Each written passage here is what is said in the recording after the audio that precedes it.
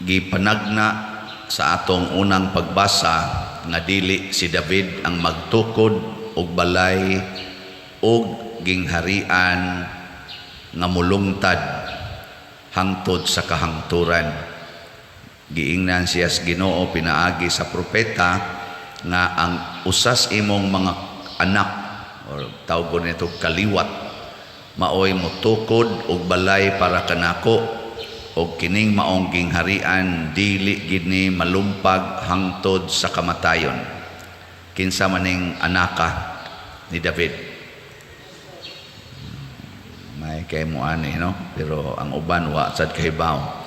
Si Jesus gitawag di siya og anak ni David kay kaliwat siya ni David diin ang saad sa pagpalungtad sa gingharian ni David nga di na gyud mapukan anha mahitabo. Pero ang gingharian nga gitukod ni Jesus dili gingharian nga parihas kang David nga territorial niya human kay territorial man para mo expand ilang buntugon ang lain nga mga gingharian nga duna say territories aron mo expand. So ang gingharian nga gitukod ni Jesus dili na territorial. Gihisgutan sa ikaduhang pagbasa nga si Abraham, ang pagtuo ni Abraham mo'y nakapahimo niyang amahan sa daghang mga nasod. Daghang mga nasod. So ang pagtuo mo'y sentro. So dili na ang teritoryo kung dili ang pagtuo. Di man kamaos David ani. Kung tagaan siya aning maong misyon, di siya kamao. Si Abraham, wa sad siya kibaw nga mao dining klasiha sa kaliwat ang iyang maangkon, pero pariha og pagtuo si Abraham og si Hari David, pariha silang pagtuo sa Ginoo. Unsa man kanang pagtuuha, hibaw mo, unsa mang pagtuuha nga pariha si Abraham og si David. Wa mo kibaw no? Si Harosan. Ang pagtuo nga usara gyud Dios. Usara ka Dios. Nya karon pag-abot na sa panahon ang nipatuman niini nining maong pagtuo mao ang saban ang tao nga ginganlan og Jose, kaliwat ni David, anak ni Jacob. Kaya kaning magbalik-balik ra maningan sa mga tao sa unang panahon. Jacob ang ngalan sa anak ni Isaac nga nahimong amahan sa 12 ka mga apostoles or 12 ka mga nasod. Pag-abot na ni Jesus, anak ni Jacob, pag-abot ni Jose, anak ni Jacob, si Jose nahimong ama-ama ni Jesus nga nagtukod sa bag-ong nasod sa Israel, ang piniling katawhan sa Dios gibase sa 12 apostles. Nya kining 12 apostles mao ni ang nagsabwag sa pagtuo sa tibuok kalibutan ug kinsa toy motuo niining pagtuo nga gisabwag sa mga 12 ka apostoles mahimong anak sa Dios. Ug kita dinhi anak data sa Dios. Lingi ay mong tupad na anak ka sa Dios. Kuwang kay taaning pagpahinomdom mo kay usay ako anak ra ko ni Severo og ni Bali.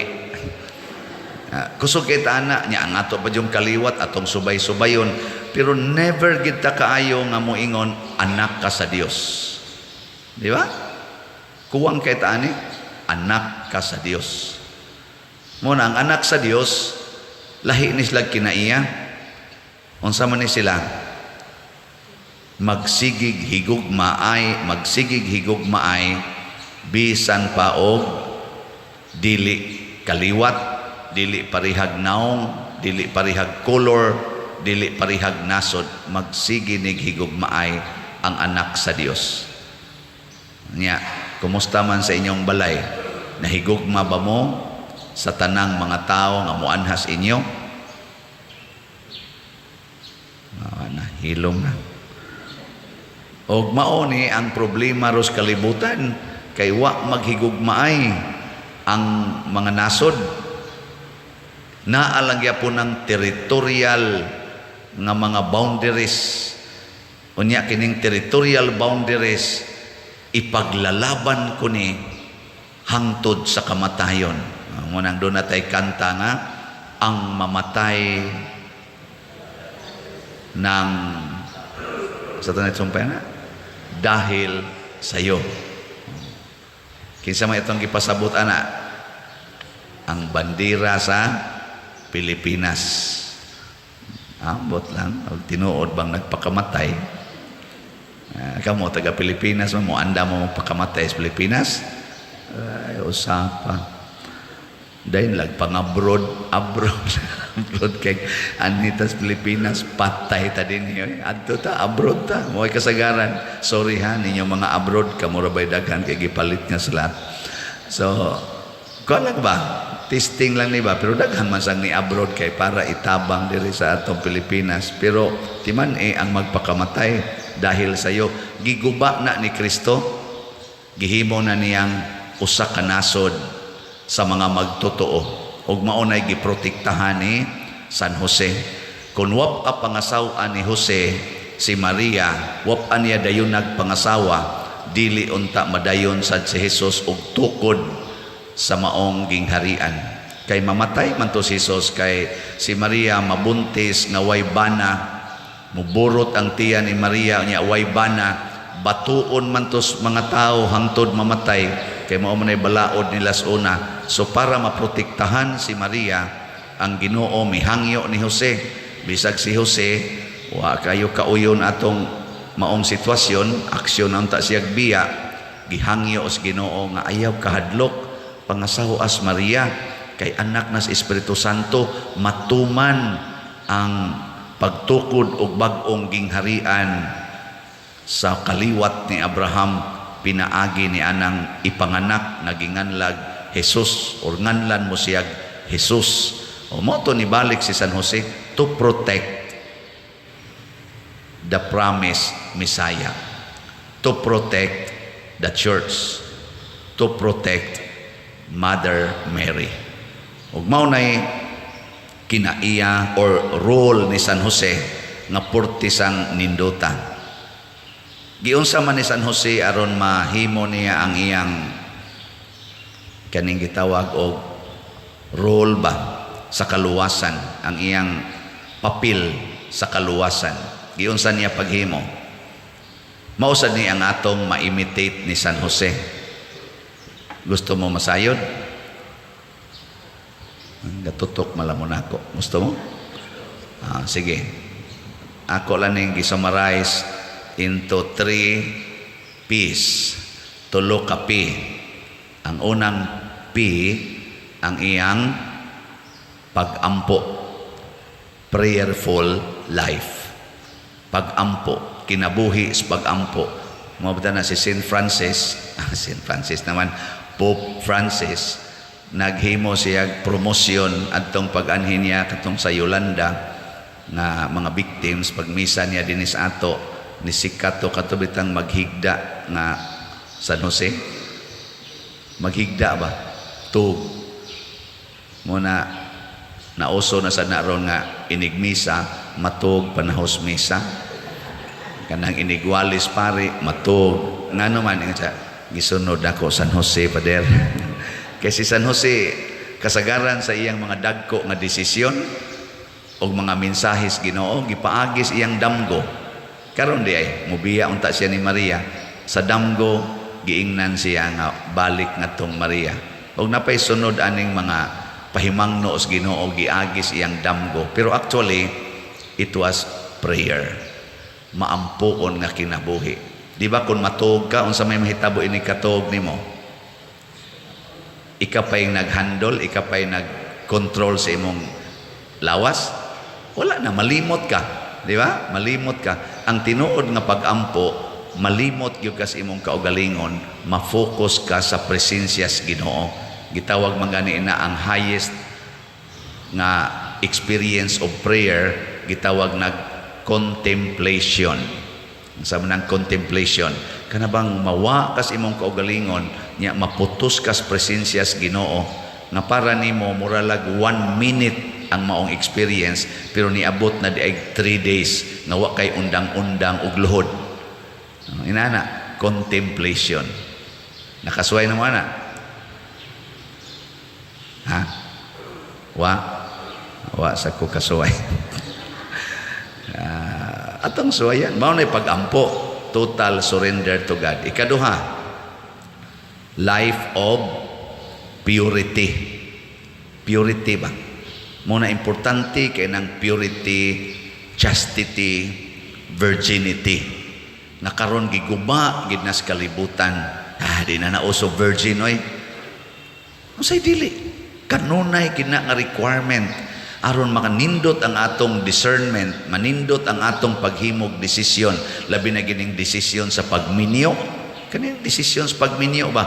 Nindot kaayo kung ang babae o lalaki nga nagminyo ni preserve sa ilang virginity, sa ilang purity. Dili kay magminyo tungod kay mabdos na, magminyo kay naanay anak, magminyo kay naanay nahitabo, nag-premarital sex na, kuyaw kay nastanan. Muna si Maria o si Jose na minyo nga pulos sila pure and virgin. Na siya virginity, purity. Muna ikaduhang P.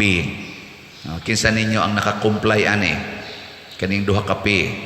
Prayer o purity. Tas kamot. Parihata. Anay usa dito sloyon ana isas kamot. Congratulations. Ikatulo nga P is poverty. Ang pagpuyo sa kakabos. Si San Jose kahibaw nga ang iyang anak kuan Ginoo makahimo bisan unsa. Pero unsay gibuhat ni San Jose? Nga sige ra gid siya pamanday. Wala kamo mga Doros group na kasagaran nyo construction man ang inyo, so kanang pagpamanday gamay kay sweldo ang panday, no? Sa una labi na gyud nagpabiling kabos o gihigugma ni Jose ang kakabos. Si Jesus pod nga iyang anak misunod pod niya isip panday. Wasad moingon si Jesus pa kamao man kung muhimog milagro pa, usbon taning balay na to himuon taning mansyon, kakapoy ba ning sigig panday? Ani apil sa Jesus og pamanday. Ginoo siya pero gisunod niya ang kinabuhi sa iyang amahan. Panday, pobre nga kinabuhi. Unya si Jesus nanudlo pagid ani, di ba mo man gauna sa iyang panudlo, bulahan kamong mga kabos. Muna dinis ato kabos kita kanunay munang sige ra gitag pangayo in a form of sluts. Sige ra gitag pangayo. Nya kana sang tanang ihatag dinhi gastuon gina nato para simbahan. Why ibilin? Wa ta anang panghuna-huna nga magtigom. Kung dili mga lagad. Nya unsaon pagkalagad? Kung gikinahanglan magtukod tag building sama ning atong kumbento, magtukod ta. Nya asam tag kwarta, mangayo. Pinaagig slots. Kamo sang namalit og slot, nakatampo na mo sa kinabuhi nga kabos. Kay inyo manggihatag ang inyong mga kwarta ngadto sa simbahan without expecting anything material in return. Nindot kay na. Nya mao ni ang atong kakabos, magsalig lang ta sa donasyon. Mo ang simbahan magsalig yus donasyon. Unsa may bunga ni ining tulo kapi sa kinabuhi ni San Jose o sa atong kinabuhi, ang prayer maunay atong power. Muna si San Jose wa gyud mabuntog sa yawa. Ang simbahan di sad mabuntog sa yawa. Di sa gyud mahadlok og yawa. Kay nga naman prayerful man. Pero kanang dili magampo, na hadlokan kay nagyawa. Digilingay mong tupad. Yung na hadlok kag yawa. Ay, mahadlo. Okay, simba ko, lolo, ana. Ay namang imong power, prayer, kanisang purity, maghatag ni nato og tinuod nga kalipay, true happiness. Kanabang kalipay sa kasing-kasing. Ang tao nga pure and virgin, both body and spirit, is always happy. Tanawan ang dili pure. Tanawan ang manag-uyab nga maghimog premarital sex. Inig-uli ana, kusmod na kay nagmanga naong. Luya pagyod. Pero tanawan ang mga manag-uyab nga mag-date niya, wa gyud gihimong premarital sex o mga sexual intimacies. Inig-uli ana, lagsik lang yapon kay na. Energetic pa kaistanan. Wasad mo kasuway. Sunod, unsa may so happiness and purity, peace and happiness. Kaning kuan, poverty, unsa may power ani. Unsa man? Total, complete nga satisfaction. Kanabang wala ka nang hahanapin pa. Ang tao nga nahigugmas kakabos kanunay satisfied, dili magpangita. Muna si Jose, relax kaayo. Si Jesus, relax kaayo. Si Maria, relax kaayo. Nga naman, they choose to be poor. Katapusang lingi si Montupad, pangutan ay na, relax ra ka? Na-relax ra ka karon? Oy, daghan kayong na-stress karon, daghan kayong stress, daghan kayong ano, daghan kay kabalakas kinabuhi. Sila si Jesus, si Jose ug si Maria, pagka-relax, nanganak lang dito sa pasungan, relax. Gi-reject, relax. Gisugo nga pabakwiton nga to sa Ehipto, ni bakwit og tungang gabi, relax. Wa gyud mayon nagkaratol-ratol. Katugay bata nga nihilak, ratol ang madagan. Ayaw karatol. Karon og maglinog, relax. Ini kahugno aning simbahan, relax. Ni kamatay, relax. O di ba?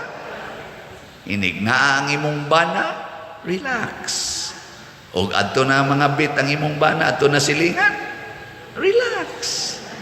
Imong bana, ang imong anak, buotan, relax. O niya, kung ang imong anak musuyo, relax. Nabi tayo nagpatambag na ako karon padir, ang akong anak na asprisuhan. Igo lagi aning suyo padir. Unsa man tay akong buhaton, ang una gid na akong i-text, relax.